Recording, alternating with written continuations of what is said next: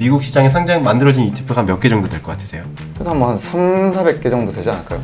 ETF가 한 3...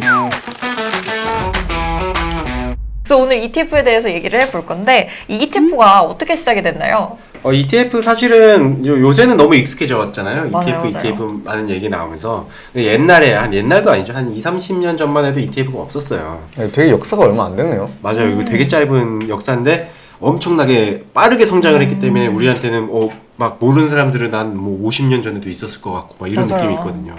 근데 이게 컴퓨터 기술이랑 좀 연관이 있어요. 그러니까 ETF라고 하는 거는 그 안에 여러 종목을 담아야 되는 거잖아요. 그리고 매일 거래가 일어나는데 그거를 자연스럽게 처리를 할 수 있어야 되는데 그걸 할 수 있는 거는 IT 기술이 백업이 되어져야 되는 거죠. 그래서 이제 존 보글이라는 사람이 이런 고민 많이 했었어요. 그러니까 내 돈을 펀드 매니저한테 맡겨도 뭔가 시장 수익률만큼 안 나온다는 그런 연구가 많이 나오면서 차라리 그러면 시장을 복제해서 거기에 투자할 수 있는 방법을 찾아보자. 그러면서 이제 인덱스 펀드라는 걸 만들었고 그 다음에 이 인덱스 펀드를 매일 거래가 될 수 있게끔 상장시켜서 편하게 거래할 수 있게끔 만들자. 그래서 ETF가 만들어진 거예요. 그래서 ETF 역사의 시작은 한 1990년대? 진짜 얼마 안 됐죠. 네, 그 정도에서 시작을 했다고 보시면 될 것 같아요. 왠지 왜 QQQ 하면은 많은 사람들이 알고 있잖아요 이미. 그래가지고 되게 오래됐을 것 같은데 이 QQQ도 그럼 얼마가 안 된 건가요? 그렇죠. 얼마 안 됐죠. 사실은 뭐 한 1, 20년? 뭐 그 정도밖에 안 됐을 거고 근데 중요한 거는 ETF가 그 미국 시장에 만들어진 ETF가 몇 개 정도 될 것 같으세요? 근데 뭐 지수 좀 뭐 주요한 것들 하고 뭐 몇 개 막 섹터 하고 하면은 그래도 한 3, 400개 정도 되지 않을까요? ETF가 한 3,000개 정도 돼요. 3,000개 정도가 된다는 거는 2, 30년 사이에 그 정도가 생겼다는 건 이제 매달 몇십 개의 그쵸. ETF가 찍혀 나온다는 거니까 거의 뭐 개별 종목 수에 필적할 만한 규모로 성장을 했고 최근에 보면은 오히려 개별 종목에 투자하는 규모보다 ETF에 들어가는 돈이 더 많아지고 있어요. 그런 것 같아요. 주변에서도 요즘에 보면은 뭐 이제 QQQ, TQQQ, 뭐 SQQQ 이런 얘기들이 더 많이 오가지 뭐 개별 종목에 대한 이슈는 좀 낮아진 것 같다는 생각도 듭니다. 그리고 또 그 막 순매수 같은 거 봐도 확실히 항상 뭐 탑 10 안에 꼭 몇 개씩은 이제 ETF들이 들어가 있더라고요. 뭐 SQQQ 같은 것도 워낙 우리나라 또 많이들 들어가시죠. 개인 투자자분들이 좋아하시고 해가지고. 그럼 이 중에서도 근데 꼭 봐야 된다 뭐 이런 ETF도 있을까요? 여러분들이 미국 증시 전체에 투자할 수 있거든요. 그러니까 뭐 뉴욕 증권거래소, 나스닥, 아멕스라고도 있어요. 그리고 그 외에도 뭐 여러 가지 증권 거래소들이 있는데 이곳에 있는 종목들을 한꺼번에 투자할 수 있는 게 뱅가드 토탈 스톡 마켓 인덱스 펀드 ETF라는 거. 짧게 말하면 VTI, 티커로 말씀드린 게 훨씬 편하니까 네. 이 펀드가 있어요. 이 펀드에 담긴 종목 수만 뭐 거의 2,800개, 막 2,000개대가 넘어가거든요. 근데 수수료도 0.03 뭐 이런 굉장히 저렴해요. 그러니까 사람이 관리하려고 했으면은 뭐 못하죠. 2,800개를 막. 그것도 이제 매일매일 뭐 계속 사고 팔고 해야 되는 거니까. 그래서 여러분들이 정말 안정적으로 투자를 하고 내가 만약에 좀 주식 공부를 하기 어렵거나 하지만 미국은 이제 앞으로 계속 성장을 할 거다. 그러면 이 VTI라는 ETF 기억해 주시면 좋을 것 같고 여러분들이 좋아하시는 S&P 500 이 지수에 투자하는 ETF는 여러 개 있습니다. 굉장히 많습니다. 근데 딱 3개만 아시면 돼요. 그래서 그 스테이트 스트리트 네. 뱅가드, 블랙록 이 3개가 미국 자산운용사 이제 3대 자산운용사라고 불리거든요. 이제 얘네들이 만든 S&P 500 ETF들이 하나씩 있어요. 그래서 뭐 SPY, SPY라고 하죠. 그리고 VOO, 그다음에 IVV. 요 3개 중에 하나 선택하시면 돼요. 뭐 거의 차이가 없거든요. 수수료도 뭐 비슷하고 굉장히 낮은 수준에서 비슷하기 때문에 뭐 저게 비싸서 안 한다. 뭐 이건 좀 약간 말이 안 돼요. 왜냐면 영향을 거의 안 미치기 때문에. 그리고 여러분들이 이제 S&P 500 하시면은 당연히 넘어가는 게 나스닥 100. 여기도 여러 가지 ETF가 있는데 하나만 기억하시면 됩니다. 아실 거예요. QQQ. QQQ. 젊은 층한테 더 익숙한 것 같아요. 사실은 이제 네이밍, 마케팅의 성공이라고 볼 수가 있는데 이 QQQ라는 게 정말 이제 기가 막힌 네이밍이라고 저는 생각을 해요. 나스닥에 이제 마지막 알파벳인 Q를 가져다 왔고 그다음에 이제 100. 그래서 0이라는 숫자를 뭔가 Q에 입혀가지고 그래서 100 이게 QQQ 이렇게 들어가는 맞아요, 건가 봐요. 그래서 요게 이제 아예 나스닥 100 ETF 시장을 잡아 먹어버렸습니다. 그래서 뭐 경쟁자가 없어요. 사실 이름이 너무 쉬워가지고 사실 까먹기가 어려울 정도긴 해요. 저도 담고 있거든요. QQQ. 이제.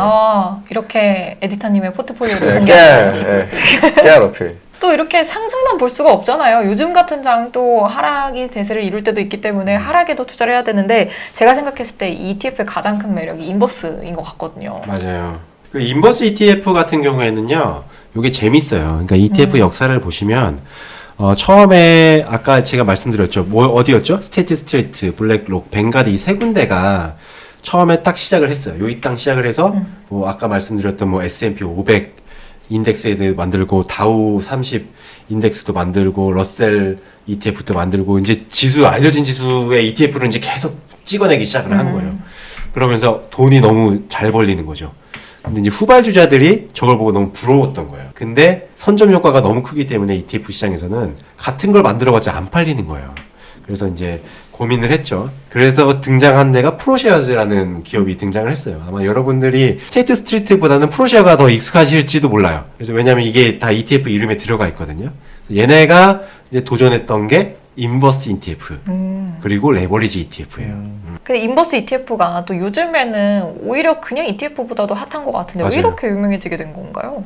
저도 조금 그게 있는 것 같긴 하더라고요. 뭔가 일반 개인 투자자 입장에서 하락장이 올 것 같은데 뭔가 이 기업 좀 안 될 것 같은데 싶을 때 사실 할 수 있는 수단이 뭐 채권으로 피신한다던가 막 이런 게 있지. 뭔가 여기서 오히려 역으로 베팅해서 수익을 더 크게 올린다라는 전략을 취할 수 있는 방법이 사실 좀 제한되어 있다 보니까 그런 데서 좀 나도 하락장에서도 돈을 벌어보자 이런 심리가 되게 좀 크게 작용하는 것 같기도 하고. 그렇죠. 굉장히 쉽고 또 적극적인 움직임이잖아요. 인버스 ETF에 투자를 한다는 게 말씀해주신 것처럼 이게 하락장이 세게 올 때 좀 인기를 끌 것 같은데.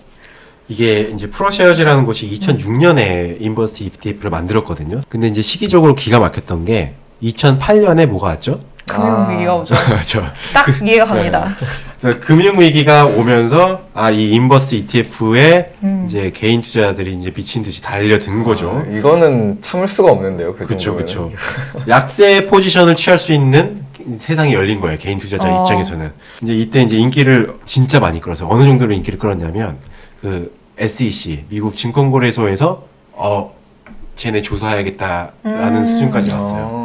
그러니까 돈이 너무 많이 들어오니까. 돈이 너무 많이 들어오고 그 거꾸로 베팅을 한다는 거에서 이제 규제기관 입장에서는 좀 우려가 되는 거죠. 그렇죠. 뭐 처음에는 뭔가 부정적인데 투자를 맞아요. 하는 듯한 느낌도 드니까 그쵸, 그랬을 것 같아요. 그리고 이제 이 인버스 ETF가 막 커지면은 어떤 뭔가 그 사이드 이펙트가 있을 수도 있잖아요. 뭐 주식 시장을 좀 교란시킬 수 있는. 그래서 이제 SEC가 막 조사를 하기 시작했는데 사실 이제 결과만 보면은 별건 없었어요. 자산운용사들도 재밌는 게 이제 인버스 ETF로 돈을 번 다음에 이걸로 이제 좀 교육을 해요. 일반인 대상으로 인버스 ETF는 이런 거예요. 이렇게 쓰시면 돼요. 이렇게 이제 교육을 하죠. 약간 상품 홍보하는 것 같은 느낌이네요. 맞아요, 맞아요. 그 ETF 시장은 정말 딱 그렇게 보셔야 돼요. 그러니까 뭐 갤럭시, 아이폰 막 마케팅 하잖아요. 그런 거랑 똑같아요. 여기도 이제 그 ETF라는 상품을 내놓고 이걸 최대한 많이 팔려고 이런 거 좋아요, 저런 거 좋아요 이렇게 자랑을 하거든요. 우리가 뭐 우리 애플 주식 사세요라고 마케팅 하진 않잖아요. 그쵸. 그런 거랑 좀 많이 차별화되는 지점이 딱 거기 있어요. 좀 이어서 또 말씀드릴 게 프로쉐어즈가 얼마나 대단하냐면 인버스 ETF 1위부터 10위까지 이제 그 목록이 있을 거 아니에요. 그 투자 규모로. 그러면 거기에서 9개가 프로쉐어였을 거예요. 거의 뭐 독점이에요, 독점. 그러니까 새로운 시장을 발견을 했고 거기서 이제 그 ETF가 좋은 게 뭐냐면 하나 잘 되면은 복제하는 게 쉽거든. 요거 잘 되네? 그럼 비슷한 거 계속 만들어서 빠르게 이제 시장을 장악하는 그런 전략을 썼죠, 프로쉐어스는. 앞서 그 말씀해주신 것처럼 뭐 프로시어스가 시장을 다 장악하고 있으니까 그럼 또 새로 들어오는 애들이 설 자리가 없을 것 같아요. 그래서 만들어진 게 지금 레버리지가 아닌가 하는 생각이 드는데 뭐 좀 더 정확히 말하면 프로쉐어즈가 인버스도 먹고 레버리지도 먹었어요. 아, 네. 거의 뭐 그러면 인덱스 빼고는 다 먹었다. 그쵸. 이렇게. 그래서 재밌는 게 프로쉐어즈가 뭐 S&P 500 2배, 3배 인버스 레버리지 ETF 다 이제 프로쉐어즈가 다 가져갔거든요. 그래서 그런 어떤 대표 지수에 대한 인버스와 레버리지는 다 프로쉐어즈가 좀 가져갔어요. 이제 여기서부터가 뭔가 그 존 복을 아까 얘기했던 그분이 싫어할 만한 현상들이 일어나기 시작을 해요. 뱅가드나 블랙록이나 약간 이쪽은 좀 철학이 있거든요. 그러니까 ETF를 만들면서 ETF는 사람들로 하여금 분산을 해서 투자를 할 수 있고 그래서 위험을 해치할 수 있고 좀 더 안전한 투자를 할 수 있게끔 도와준다라는 어떤 그런 철학을 갖고 있는 하우스들이라고 보시면 되는데 이제 새로운 자산운용사들은 그런 철학이 다르죠. 그래서 이번에 드릴 하우스는 이제 디렉시온이라고 있어요. 또 속스와 그렇죠. 역시 ETF에 관심이 많으신 것 같아요. 이 디렉시온이라는 것이 이제 어떤 생각을 했냐면 봐봐요. 이제 인덱스는 먹을 게 없죠. 그렇죠. 그래서 대표 지수에 추정하는 인버스와 레버리지는 프로시어스가 먹었죠. 그래서 이제 디렉시온은 좀 더 좁은 데에 들어가서 여기서 레버리지를 쓰자라고 생각을 가져간 거예요. 그래서 이제 아까 얘기했던 그 SOXS는 이제 반도체 섹터에 레버리지를 입힌 거죠. 인버스 레버리지, 그러니까 인버스랑 뭐 위로 올라가는 건 둘 다. 네. 뭐 그런 식으로 해서 이제 그 종목들이 생겨나기 시작을 했어요. 그래서 이렇게 설명을 드리면 아까 말씀하셨던 그 SOXS는 이제 반도체 산업의 이제 대표 종목들을 이제 숏이죠. 3배 숏 간 거고, 뭐 그 다음에는 뭐 이런 것들이 있어요. 그러니까 러셀 2000이라고 혹시 아세요? 네, 러셀 많이 들어는 봤어요. 투자는 안 하고 있는데. 러셀 3000이 미국의 이제 시가총액 3000 순위까지 1위부터 3000위까지 다 이제 묶은 걸 러셀 3000 지수라고 하고, 러셀 1000을 상위 1000개 종목, 그리고 러셀 2000을 하위 2000개 종목을 추종하는 인덱스라고 보시면 되거든요. 그런데 이제 하위 2000개는 중소형주고 있죠, 당연히. 그러면 이제 이거에 그 인버스를 추종하는 ETF가 있어요. 그러니까 중소형주의 하락에 추종하는 거니까 보통 이제 중소형주가 더 변동성이 크잖아요. 그런 의미에서 이제 좀 그런 것들도 나오고 스몰캡 트래킹하는 것들 나오고 그런 되게 다양한 종류 좀 더 공격적인 ETF들이 이제 요새 막 출시가 되고 있죠. 굉장히 변동성이 높을 것 같아요. 한 가지 섹터가 이제 무너져 내릴 때가 좀 있잖아요. 시장에는 어쩔 수 없이. 그럴 땐 그 ETF 전체가 그냥 아예 맞아요. 몰락해버리는 건 아닌가 하는 생각도 드는데요. 몰락해요. 그래서 하는데 그래서 우리가 아까 제가 처음 설명드린 VTI 그 시장 미국 증시에 아예 싹 다 투자하는 ETF, 뭐 S&P 500 뭐 이런 것들은 사실은 좀 손실이 있더라고 하더라도 좀 길게 가져가면 회복이 되거든요. 근데 이제 아까 말씀드렸던 뭐 속스 아니면은 아크 인베스트 아시나요 혹시? 그렇죠. 알죠. 잘 알고 있죠. 그래서 그런 이제 되게 특정 섹터에 투자하는 ETF들은 사실은 이제 투자 타이밍 잘못 들어갔으면 복구가 안 돼요. 그때부터는 이제 투자 판단이 들어가야 되는 거예요. 내가 언제 이 ETF를 사야 되고 언제 빠져야 되는지 뭐 그렇게 되는 거죠. 확실히 요즘 들어서 점점 그 ETF 저도 막 투자 관심 갖게 되고 막 하게 되고 하면서 이제 알아보다 보니까 나중에 이제 이런 어떤 인덱스 ETF들은 이제 좀 더 어떤 뚜렷한 그런 개성들이 있다고 치는데 요즘 나오는 ETF들은 개별 종목이랑 뭐가 다른가 싶을 정도로 뭐 변동성도 크고 뭐 추종하는 어떤 것도 되게 범위가 좁고 막 이런 경우들도 허다한 것 같더라고요. 맞아요. 심지어는 이거를 ETF로 불러야 되나 말아야 되나 하는 것들이 있어요. 이를테면 거기 ETF에 담긴 종목이 하나인 거예요. 막 TSLL 같은 거, 그 막 테슬라 1.5배 레버리지 ETF도 있더라고요. 맞아요. 이 ETF의 목적이 분산 투자가 아닌 거죠. 오히려 그 레버리지를 일으키는 도구로서 ETF가 쓰이는 건데, 이제 그런 종목들도 나온 게 어떻게 보면은 그 자산운용사들에서 뭐 이제 새로운 상품을 만들기 위해서 이제 이런저런 생각을 하다가 그러면 이거를 꼭 사람들이 ETF를 분산 투자로 사용하는 게 아니라 뭔가 이제 레버리지를 일으키는데 도구로 쓸 수도 있겠구나라는 지점까지 왔어요. 지금까지는. 그래서 이제 그보다 이제 더한 것들도 많긴 한데 아무튼 이제 지금 수준에 와서는 저희가 ETF를 단순히 분산 투자의 도구로만 생각할 필요는 없다. 어차피 시대는 이게 변하는 거거든요. 어차피 트렌드는 변하는 거기 때문에. 근데 이제 우리가 해야 될 거는 좀 구분을 할 필요는 있다.